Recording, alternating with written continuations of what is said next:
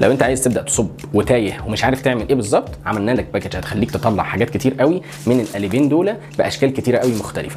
القالبين دول اللي هم عباره عن بوك مارك وكوستر، دول تقدر تعمل منهم اشكال كتير قوي بتفاصيل كتيره قوي قوي، والكوستر نفس الكلام، ده هتحطه جوه الكتاب وده هتحط عليه القهوه وانت بتقرا الكتاب. جوه الباكج دي بقى هتلاقي نص كيلو ريزم بحيث ان انت تستخدمهم عدد مرات كبير جدا جوه القوالب الصغيره ديت، مش هتستهلك كتير وفي نفس الوقت هيدي لك اشكال تحفه. وعشان الباكج دي تكمل حطينا 5 الوان مايكا من اختيارك، تقدر تختار اي لون بحيث ان انت تعمل مجموعه كامله منهم، وفي نفس الوقت يبقى عندك اريحيه وانت بتطلع التصميمات جوه القوالب ديت. وهتلاقي كمان احجار تقدر تدعم بيها البوك مارك او الكوستر، وهتلاقي كمان ورق ذهب او فضه او نحاسي تقدر انت تختارهم براحتك. الباكج دي هتخليك تعمل حاجه من اولها لاخرها كامله شكلها تحفه وشيك ومش محتاج اي حاجه تاني، وكمان هتلاقي جواها ورد مجفف هيطلع الحاجه تحفه جدا.